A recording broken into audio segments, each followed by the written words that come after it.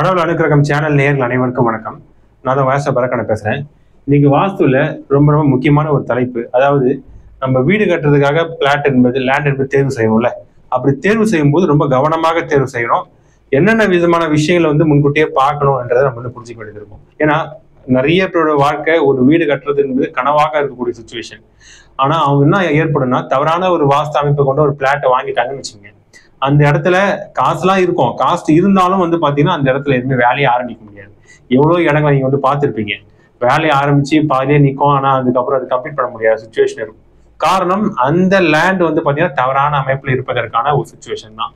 அப்படி இருக்கக்கூடிய சூழல்கள்ல நம்ம லேண்ட் முன்கூட்டியே நம்ம தேர்வு செய்யும் போது கவனமாக பண்ண வேண்டியது இருக்கும். பின்னாடி பிரச்சனை வரக்கூடிய ஒரு விஷயங்கள் இல்லாம இருக்கணும்னா வாஸ்து என்பது ரொம்ப கவனமா இருக்கணும்னு புரிஞ்சுக்கணும். எப்போதுமே நான் ஒரு லேண்டுக்கு வாஸ்து பார்க்க போறேன்னா நிறைய இடங்களுக்கு வாஸ்து பார்த்து நம்ம கொடுத்துருக்கிறோம். சல்லிய தோஷம் இருக்கான்றதை நான் செக் பண்ணுவேன். சல்லிய தோஷம்னா மனை தோஷம். இப்பெல்லாம் பிளாட் என்ன பண்ணிடுறாங்க, ஏரி குளம் நிறைய சிமெண்ட்ரி சுடுகாடு இருக்கக்கூடிய இடங்களையும் பாத்தீங்கன்னா ரிமூவ் பண்ணிட்டு பிளாட் போடக்கூடிய ஒரு அமைப்புகளும் இருக்கு. அப்ப என்ன ஏற்படும்னா அந்த இடத்துல குடிகொள்ளக்கூடியவங்க ஆரம்பத்துல நல்லா இருப்பது போன்ற ஒரு அமைப்புகள் இருக்கும். ஆனா பிரச்சனை மேல பிரச்சனை வருவதை நடைமுறையில நான் பார்த்துட்டு இருக்கிறேன். இதுக்கு எண்ணற்ற உதாரணங்கள்லாம் இருக்கு. ஏன்னா அந்த இடத்துல பாத்தீங்கன்னா நெகட்டிவான ஒரு எனர்ஜிஸ் என்பது அந்த ஃபீல்டுல இருக்கும். அதை நம்ம செக் பண்ணுவோம். நான் பிரசனம் போடுவேன் எப்பவுமே. அதுக்கு பார்த்தா சல்லியன்னு சொல்லுவாங்க. சல்லியனா கெட்ட சல்லியங்கள் அந்த மனையில் இருக்கிறதா, மண்டை ஓடு, இந்த நாய், இந்த மிருக எச்சங்கள், இது போன்ற ஒரு தவறான ஒரு 16 வகையான சல்லியங்கள் சொல்லி வாஸ்துல சொல்லி வச்சிருக்காங்க. அது அந்த லேண்ட்ல பார்த்தா தெரியாது. ஏன்னா அது பல கை மாறி இருக்கும். பல ஆண்டுகளுக்கு முன்னாடி அந்த இடத்துல என்னென்ன நடந்தது, தவறான விஷயங்கள் நடந்ததா அப்படின்னு நடந்திருந்தால் அது நெகட்டிவ் வைப்ரேஷனா அந்த இடத்துல என்பது இருக்கும். ஓகேங்களா? அப்படி இருக்கும் பட்சத்துல என்ன ஏற்படும்னா நிறைய விதமான பிரச்சனைகள் என்பது கொடுக்கும். அதனாலதான் ரொம்ப கவனமா பார்க்கணும்னு சொல்லியிருக்கேன். நான் ஒரு பிரசனை போடுவேன். பிரசனை போட்டு பார்த்தா அந்த இடத்துல அவங்க வந்த நேரத்தை வச்சு பிரசனை போடும்போது சல்லியம் இருந்துச்சுன்னா அது என்ன நிவர்த்தி பண்ணணும்னு சொல்லி விஷயங்கள்லாம் இருக்கு. ஃபர்ஸ்ட் விஷயம் அதை நம்ம பார்க்கணும். ரெண்டாவது முக்கியமாக பார்க்க வேண்டியது ஒரு லேண்டோடைய நம்ம சைஸ். எப்பவுமே லேண்ட் பாத்தீங்கன்னா ஒண்ணு ஸ்கொயரா இருக்கணும், இல்ல ரெக்டாங்கலா இருக்கணும். இது போல இடத்துல அந்த எலக்ட்ரோமேக்னெட்டிக் ஃபீல்ட் என்பது சரி விகிதத்துல பரவக்கூடிய தன்மைகள் இருக்கிறதுனால ஸ்கொயர் ஷேப்ல இருந்தால் சிறப்பு, ரெக்டாங்கிள் ஷேப்ல இருந்தாலும் சிறப்பு. ஆனா நம்ம தேர்வு செய்யக்கூடிய மனை எல்லா இடத்துலையும் இப்ப அக்யூரேட்டா இருக்காதுன்றதை நம்ம புரிஞ்சுக்கணும். சில நேரத்துல பாத்தீங்கன்னா தவறான ஒரு கோர்ஸ் மணியாக இருப்பதற்கான வாய்ப்புகள் உண்டு. சில நேரத்துல என்ன ஏற்படும், இப்படி இருக்கக்கூடிய ஒரு அமைப்பு இதுதான் டைரக்ஷனை பார்த்துங்க. வடக்கு, தெற்கு, கிழக்கு, மேற்கு, இந்த தென்மேற்குன்னு வச்சுங்களேன். இந்த தென்மேற்கு வளர்ந்த ஒரு பிளாட்டாக இருக்கும். இல்லைன்னா இந்த பகுதி அக்னி மூலை வளர்ந்த ஒரு பிளாட்டாக இருக்கும். இது போல அக்னி மூலை வளர்ந்த பிளாட்டை போய் நீங்க வாங்கிட்டீங்கன்னா அதுல ஏதாவது பிளாட் வாங்கிட்ட பிறகு ஏதாவது துர்சம்பவங்கள் என்பது ஏற்படக்கூடிய வாய்ப்புகள் இருக்கு. இந்த இந்த அக்னி மூலை வளர்ந்த பிளாட் எல்லாம் வாங்கும் பட்சத்தில் அதான் ரொம்ப கவனமாக இருக்கணும். வாயு மூல பிளாட் வாங்கிட்டீங்கன்னா என்ன ஏற்படும், ஏதாவது சட்ட சிக்கல் ஏற்படுவதற்கு வாய்ப்புகள் இருக்கும். இது ஒரு உதாரணம் நான் சொல்லணும்னா, கிட்டத்தட்ட சென்னையில அம்பத்தூர்ல இருந்து ஒருத்தர் நம்ம தொடர்பு பேசினாரு. அவருடைய பிளாட்டோடைய அமைப்பு பார்க்கும்போது இப்படி இருந்துச்சு. இப்படிப்பட்ட ஒரு அமைப்பு தான். கிட்டத்தட்ட நார்த் ஃபேசிங்கு.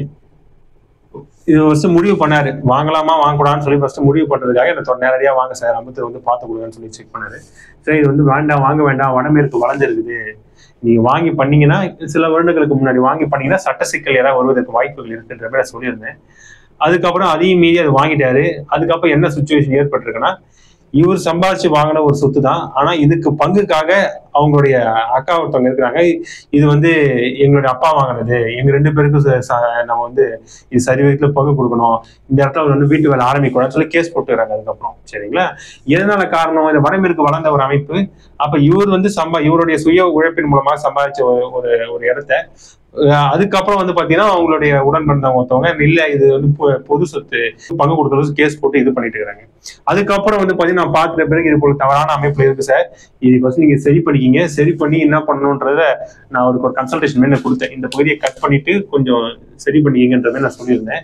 அதுக்கப்புறம் ஒரு சில ரெமடிஸ் நான் சொல்லியிருந்தேன் அவருக்கு. நான் சொன்ன பிறகு என்ன ஏற்பட்டுச்சுன்னா, அதுக்கப்புறம் அவருக்கு ஒரிஜினல் டாக்குமெண்ட்லாம் கரெக்டா எடுத்து ப்ராப்பரா காட்டி அவருக்கு இந்த சோர்ஸ் ஆஃப் இன்கம் எப்படி வாங்கன்றதெல்லாம் ப்ராப்பரா காட்டி அதுக்கப்புறம் அதுல வெளில வரக்கூடிய சுச்சுவேஷன் கொடுத்துச்சு. அதெல்லாம் முன்கூட்டி நம்ம பார்த்து பண்ணும்போது பிரச்சனை என்பது கொடுக்காது. இதான் லீகல் இஷ்யூஸ் கொடுத்துரும் வடமேற்கு வளர்ந்து வர அமைப்புலாம். சரி, அப்ப என்னதான் அந்த லேண்ட் எந்தெந்த பகுதியில் வளரக்கூடாது அப்படின்னு சொல்லி பாத்தீங்கன்னா, ஈசானிய பகுதி என்பது வளரலாம். இந்த பகுதி வளர்ந்தால் தவறில்லை. ஓகேங்களா, இப்படி இருக்கும் சில பிளாட்.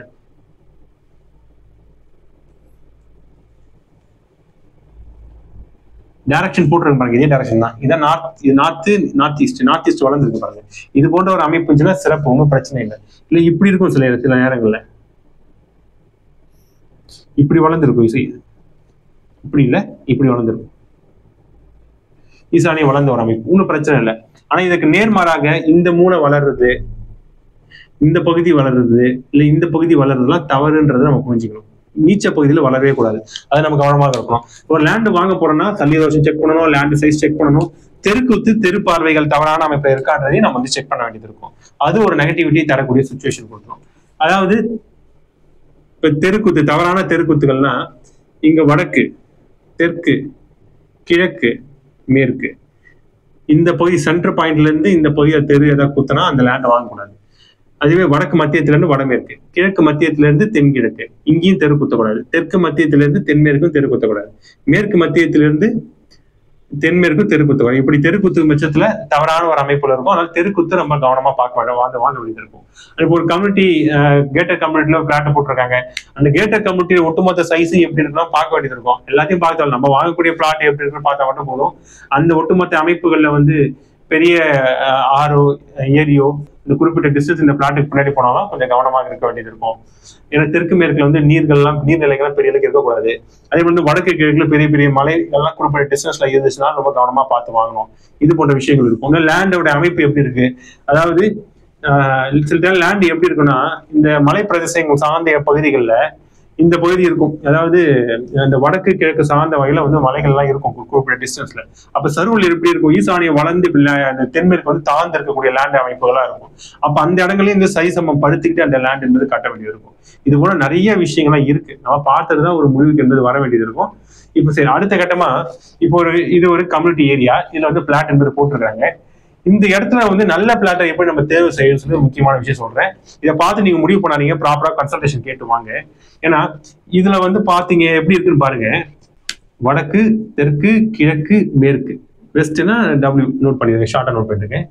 இந்த பக்கம் வந்து வடகிழக்கு, நார்த் ஈஸ்ட், தென்கிழக்கு, சவுத் ஈஸ்ட், தென்மேற்கு, சவுத் வெஸ்ட், வடமேற்கு, நார்த் வெஸ்ட், இப்படிதான் இருக்குன்னு வச்சுங்க. சரி, இதுல வந்து எந்த பிளாட் நிறைய பேருக்கு வந்து குழப்பங்கள் இருக்கும், இதை வாங்கலாமா அதை வாங்கலாம் சார், இதை வாங்கலாமா அப்படின்ற குழப்பங்கள் இருக்கும்.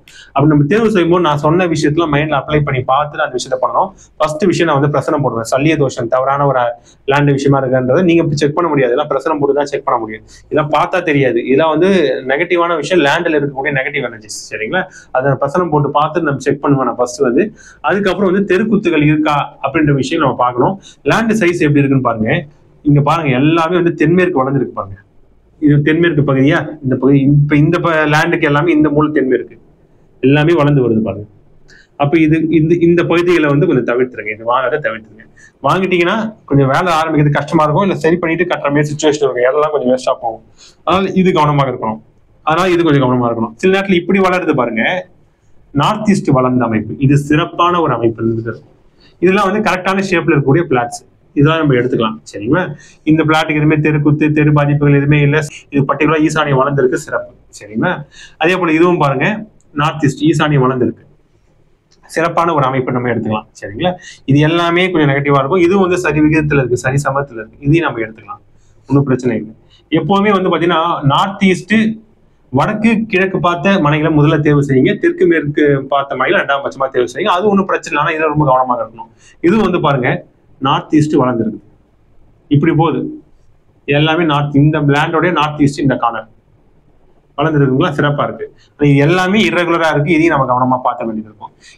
இந்த பக்கம் ஃபுல்லா ரோடு, இந்த பக்கம் ஃபுல்லாவே ரோடு. சரிங்களா, இப்ப இந்த பக்கம் ஒரு ரோடு வருதுங்களா, இந்த பக்கம் தெரு வந்து டைரக்டா குத்து, இதுக்கு ஆப்போசிட்ல ரோடு, இந்த பக்கம் தெரு வருதுன்னு வச்சுங்க. சப்போஸ் தெரு குத்துகளை கவனமா நம்ம வந்து பார்க்க வேண்டியது இருக்கும். சரிங்களா, இந்த தெரு என்பது டைரக்டா இந்த மனையை குத்துனா பிரச்சனை இல்லை. ஆனா சப்போஸ் இந்த தெரு, குறிப்பிட்ட தெரு வந்து பாத்தீங்கன்னா இப்படி வருது, நெக்கா வருது, இந்த தெருல இருந்து கணக்கு பண்ணும்போது இந்த பகுதியை வந்து தெரு என்பது குத்துதுன்னு வச்சுங்க, இந்த தெருவோடைய ஃபோக்கஸ் என்பது. அப்போ வந்து பாத்தீங்கன்னா சவுத் வெஸ்ட் ரீஜன்ல குத்து, அப்போ இந்த பிளாட்டையும் வாங்கக்கூடாதுன்ற மாதிரி சுச்சுவேஷன் வந்துடும். இது போல முக்கியமான விஷயங்களை அப்ளை பண்ணி பார்த்துட்டு அந்த லேண்டை வாங்கும்போது சிறப்பான ஒரு அமைப்பு இருக்கும். ப்ராப்பரா கன்சல்டேஷன் எடுங்க, எல்லாம் ரொம்ப முக்கியமான ஒரு விஷயம். தவறு வந்துச்சுன்னா பின்னாடி நம்ம அதை மாற்ற முடியாது, வேலையே ஆரம்பிக்க முடியாது, அது போல சூழல்கள்லாம் வந்துடும். வாஸ்து சம்மந்தப்பட்ட கன்சல்டேஷனுக்கு என்ன தொடர்பு கொண்டு பேசலாம். நான் நேரடியாக வந்து வாஸ்து பார்த்து கொடுத்துட்டு இருக்கேன், ஆன்லைன் கன்சல்டேஷன் கொடுத்துட்டு இருக்கேன். அதாவது ஆன்லைன்னா நீங்க ஆல்ரெடி பிளான் வச்சிருக்கீங்க, அது கன்சல்டேஷன் கொடுத்து கரெக்ஷனும் பண்ணி கொடுப்போம். இல்ல பிளானும் போட்டு கொடுக்குற வேண்டாலும் நல்ல முதல் தரமா, ஏன்னா ஒரு நாளைக்கே பல பிளான் வந்து வாஸ்து பிளான் வந்து நம்ம போட்டு கொடுத்துட்டு இருக்கோம். குறிப்பாக ஜாதகம் பார்த்து மனைவி சாஸ்திரம், குழி கணக்கு, வாஸ்து சாஸ்திரம் எல்லா பிரின்சிபலும் அப்ளை பண்ணி பார்த்து பக்காவா நம்ம வந்து பிளான் வந்து போட்டு கொடுப்போம். மேலும் ஜாதகம் பார்க்கணும், நியூமராலஜி சம்பந்தப்பட்ட கன்சல்டேஷன் எது வந்தாலும் தொடர்பு கொண்டு பேசலாம். என்னுடைய கான்டாக்ட் வாட்ஸ்அப் நம்பர் சேனலில் டிஸ்கிரிப்ஷன் கொடுத்துருக்காங்க. மேலும் பல நல்ல தகவலுடன் உங்களை அடுத்த பதிவில் சந்திக்கும் வரை உங்களிடம் இந்த விடைபெறுவது உங்களின் நேஸ்த பரத் கண்ணன். நன்றி, வணக்கம்.